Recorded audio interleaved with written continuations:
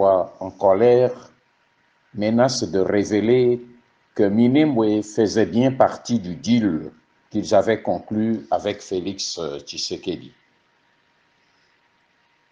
Devant la pression nationale et la levée de boucliers de tout un peuple congolais contre sa tentative de s'accaparer de Minembwe pour en faire une base arrière du Rwanda en RDC dans leur processus d'occupation et de balkanisation, et devant ce qu'ils considèrent comme la trahison de Félix Tshisekedi, qu'il a lâché et livré à la colère des Congolais, Azarias Rouberois, qui se trouvait dans un groupe restreint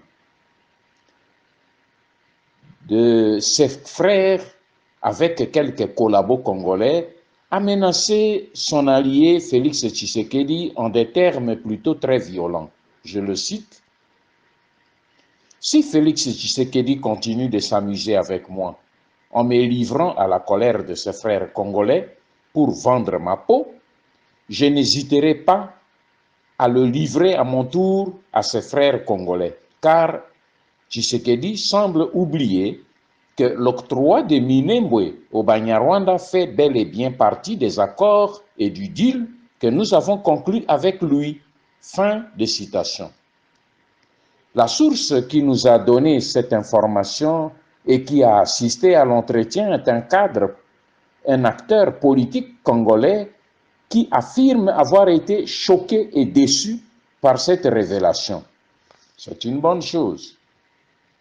Un proverbe africain dit: « Lorsque tu ne sais pas où tu vas, regarde d'où tu viens. » Fin de citation. En effet, cette réaction de Rouberois nous révèle que Félix Tshisekedi a lui aussi son accord de l'Omera bis, dont il cache le secret au peuple congolais, exactement comme le fit avant lui Laurent Désiré Kabila.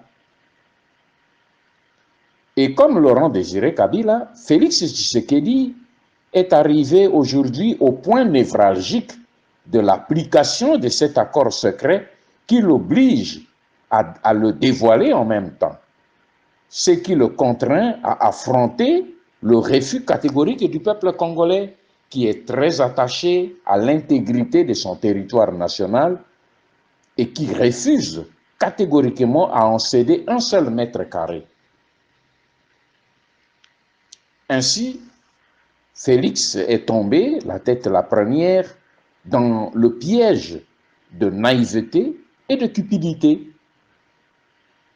Car lorsqu'il a entamé ses transactions secrètes en 2017 avec les émissaires de Joseph Kabila à Ibiza, Paris et ailleurs en Europe, il ne se doutait pas que lui-même et Joseph Kabila ne poursuivaient chacun des objectifs diamétralement opposés. De son côté, Félix Tshisekedi, omnibulé par la cupidité et par l'ambition, ne courait que derrière le pouvoir et l'argent, tandis que de l'autre côté, Joseph Kabila et ses frères rwandais, eux, visaient plus grand, c'est-à-dire nos terres avec ses richesses pour plusieurs générations de leurs enfants.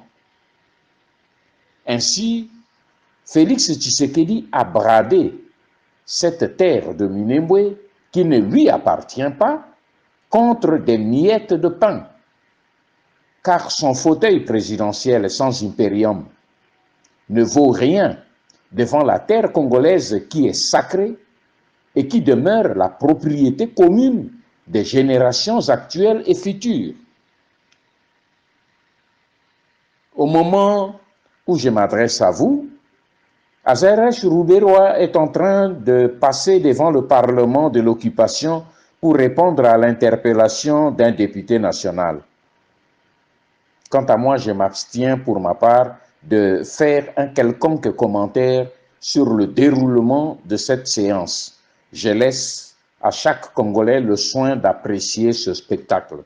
Je préfère plutôt vous inviter, vous, peuple congolais, à méditer sérieusement sur le rôle néfaste de ces révélations et de ces institutions d'occupation de la RDC.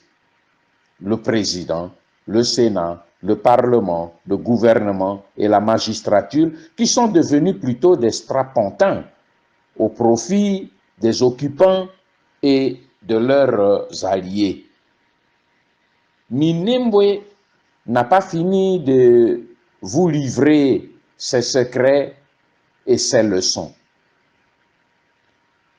Minembwe a permis à tous les Congolais de réaliser qu'ils ne peuvent rien attendre des institutions de ce pays ni de leurs animateurs congolais.